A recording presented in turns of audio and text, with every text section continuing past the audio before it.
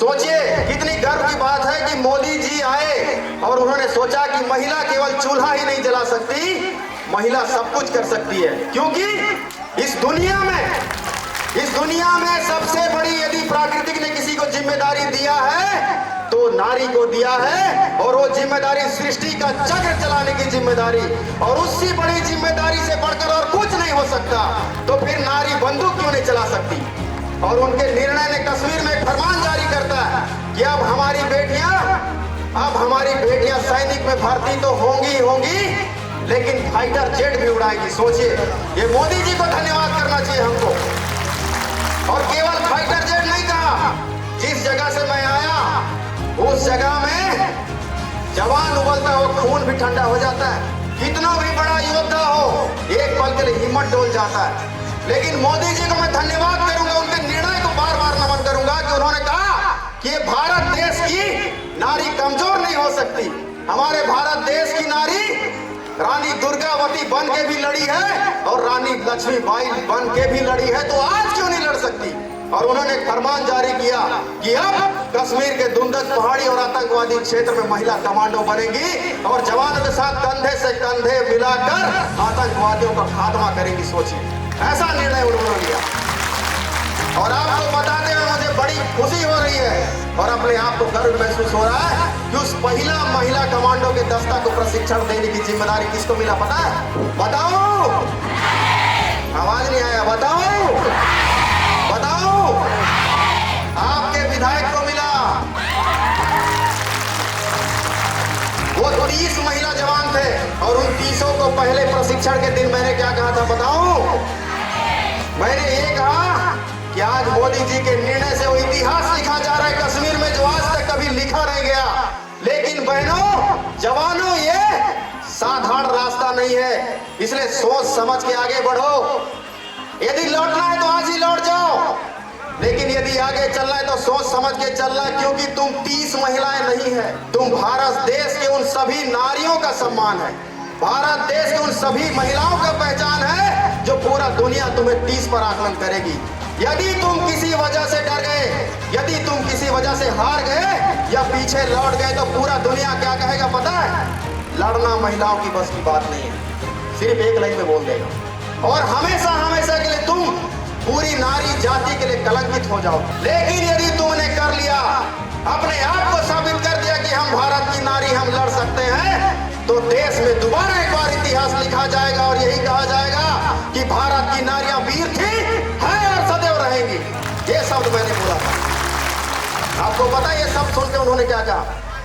इतना जोश के साथ कोई बोल देगा तो क्या बोलेगा बताइए? उन्होंने एक स्वर में 30 की 30 जवानों ने कहा था कि सर हम जान दे देंगे लेकिन पीछे नहीं हटेंगे। और आपको बता दें कि महिलाओं की ताकत उस दिन हमने देखा, और 12 फीट दीवार जिसमें जवान चढ़ने के लिए हटखटाते हैं, हमने उनको 12 फीट दीवार छलांग लगाना सिखाया और एक साबित कर दिया कि देश की नारियां आज भी तलवार उठा सकती है और बंदूक उठा सकती है। इसके लिए आप सबको बधाई। ये किसका निर्णय था?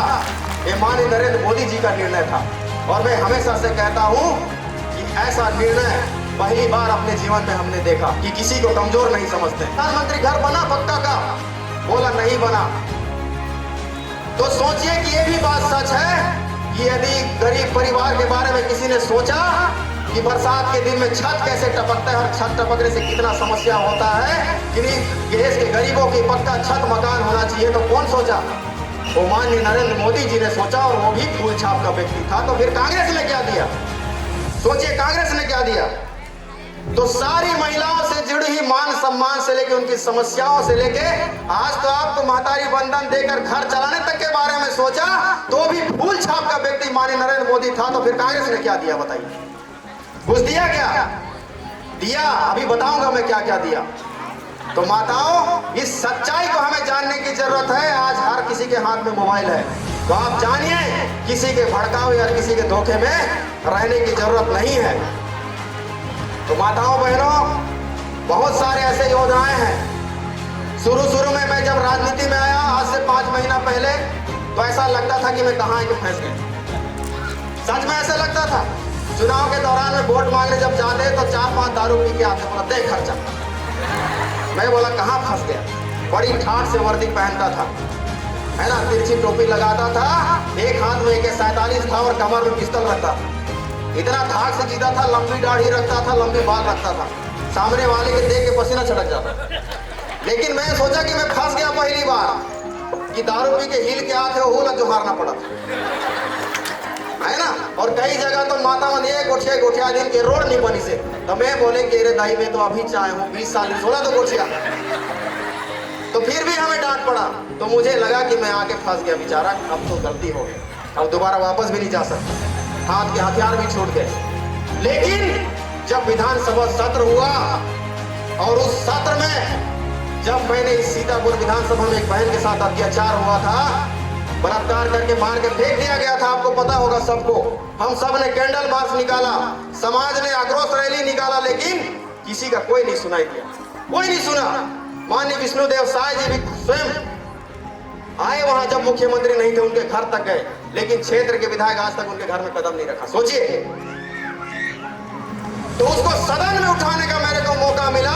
और जिसने अगर नहीं देखा है तो इंस्टाग्राम या यूट्यूब के माध्यम से उस बहस को देखिएगा। हमने पूरी ताकत से बहस किया, इतनी ताकत से बहस किया कि मुझे गर्व होता है।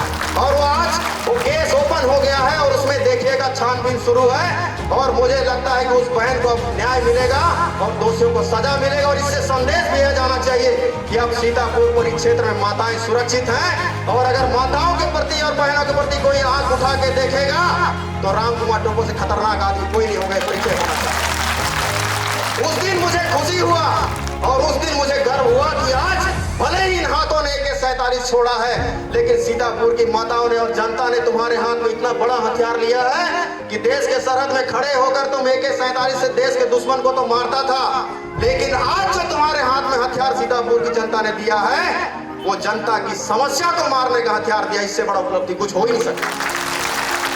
और आज इसलिए मैं खुशी होता है, मुझे बड़ी गर्व होता है कि आप जो हथियार 5 साल के लिए मेरे हाथों में दिए हैं, उस हथियार को पूरी निष्ठा के साथ इस्तेमाल करेंगे, पूरी संकल्प के साथ इस्तेमाल करेंगे, और आपको भी एक दिन गर्व होगा कि हम सीतापुर वासी हैं। ऐसा प्रशासन लाएंगे, आप सभी को वादा करते हैं।